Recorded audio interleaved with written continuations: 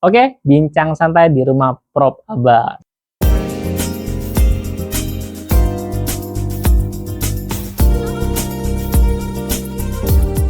Masya Allah. Sehat Pak Aba? Alhamdulillah. Oke Prof, sekarang lagi ada Pak fenomena bahkan sampai dengan ke tahap pengadilan tentang sebuah asli atau tidak aslinya sebuah ijazah. Gimana pendapat Prof tentang fenomena ini? Karena memang fenomena ini akhirnya menjamur kemana-mana nih. Hampir semua orang pada tahu fenomena ini. Gimana Prof tanggapannya Prof?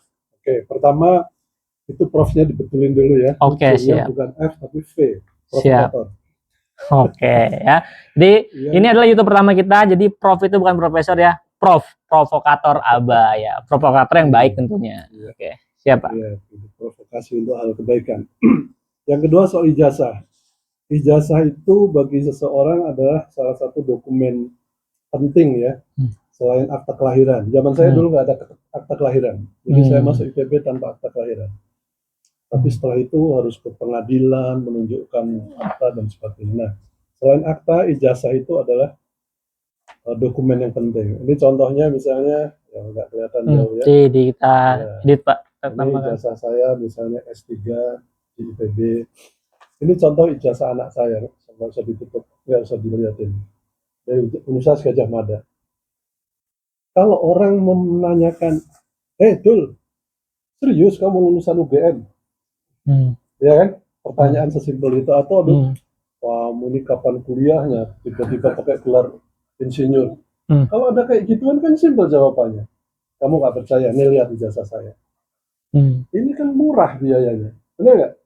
Nggak harus nyewa pengacara, nggak harus memenjarakan orang, nggak harus bikin heboh Nusantara. Lihatin aja nih ijazahnya. Ini nomornya, ini logonya, ini namanya, itu ada cap di atas foto dan sebagainya. Selesai. Yang nanya puas, yang ditanya juga plong. Gitu Mas. Jadi kalau ada soal itu menjadi ribut, kita menjadi makin bertanda tanya sebetulnya ada apa di belakangnya itu. Nah, mengapa ini penting? Ada sih teman kita yang ngapain sih meributkan hal seperti itu. Ini persoalannya pada saat seseorang mau meraih jabatan tertentu itu ada syarat kan. Misalnya saya mau jadi ketua RW, syarat harus lulus SMA. Ya kan saya harus liatin ijazah SMA. Kalau nggak aslinya berarti fotokopi tapi sudah dilegalisir. Berarti saya harus pergi ke SMA saya di Jogja sana lalu dicap. Gitu kan namanya legalisir. Kecuali pada saat mau meraih kerjaan itu nggak ada persyaratan apa-apa. Setelah jadi boleh seseorang bilang ijazah nggak penting, yang penting keahlian dan ilmu pengetahuan, boleh. Tapi kalau pada saat dia melamar pekerjaan itu dibutuhkan persyaratan tertentu, kemudian di tengah jalan diragukan orang, maka dia harus membuktikan keasliannya. Ini soalnya berkaitan dengan norma aja, etika ya. Ada kan kita baca berita ya, bupati ketahuan ijazahnya palsu diberhentikan, dihukum, kepala desa dihukum, atau pejabat perguruan tinggi ketahuan ijazahnya palsu dihukum. Kebetulan istri saya dulu tukang legalisir ijazah semua orang yang pulang dari luar negeri. Kalau dia pulangnya antara 2010 sampai 2016 pasti ada tanda tangan itu Indonesia. Nah kalau nggak ada cap dia lalu mengaku ijazahnya sudah dilegalisirkan, disetarakan, maka dilakukan. Jadi gitu aja Mas. Yang berikutnya, mengapa kita meributkan hal ini? Karena ini salah satu bentuk pendidikan. Saya ngajar jadi dosen, jadi biasanya 5-10 menit sebelum pelajaran saya misalnya tentang manajemen produksi, saya nggak ujuk-ujuk langsung ke situ. Metode atau teknik optimasi, nggak langsung nulis rumus matematik.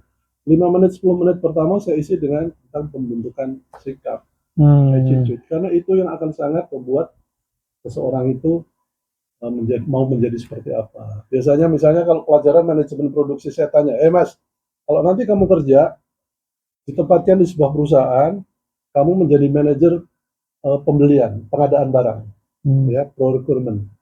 Lalu kamu perusahaan bilang, Mas, kamu pergi ke perusahaan mobil sana, beli Innova.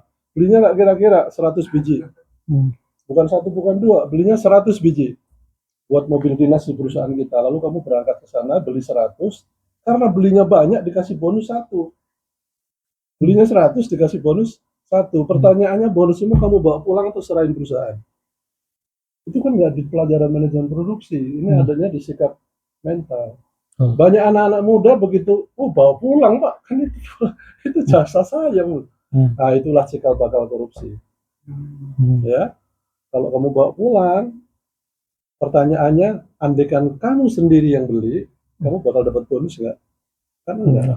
Berarti yang membuat dapat bonus adalah perusahaanmu. Kamu harus melaporkan ke perusahaan, bos, kita beli 100 tapi dikasih bonus 1. Harus dilaporkan itu. Kalau nanti bos kamu bilang, ya sudah, bonusnya buat kamu. Itu urusan lain. Tapi kalau dari awal kamu bawa pulang, itu sudah korupsi. Nah, pelajaran seperti itu yang saya masukkan di depan sebelum mulai perkuliahan. Karena kalau nulis rumus dan sebagainya kan mudah sekali. Nah, soal ijazah, ini adalah soal pendidikan. Kita mau meninggalkan pendidikan apa buat anak-anak muda generasi ini. Kalau soal ijazah palsu ini, apalagi yang sedang dihebohkan, sempat menduduki sebuah kedudukan yang sangat tinggi di negeri kita, contoh seperti apa yang mau diberikan buat generasi muda. Ini harusnya sampai tuntas. Perguruan tinggi yang bersangkutannya harus mengklirkan, ya lalu yang dipersangkakan ijazahnya bukan asli, dia juga harus memberi klarifikasi. Wah, harus ribut-ribut sampai pengadilan dan sebagainya. Wah, sesimpel ini kok. Ini loh ijazah anak saya asli. Kan sudah selesai. Betul, Pak. Nggak harus ribut, Mas. Itu, Mas. Siap. Ya. Intinya kejujuran ya, Pak. Kejujuran dan pendidikan. Siap. Ya. Oke, sahabat Prof Aba dimanapun berada, semoga penjelasan ini sangat singkat dan padas dan bisa bermakna, jadi nggak usah kita mikir pusing-pusing. Yang paling penting juga mengajarkan kepada kita bagaimana pentingnya sikap kejujuran untuk masa depan yang akan datang. See you next time, kita akan ketemu lagi di video Prof Aba. Terima kasih.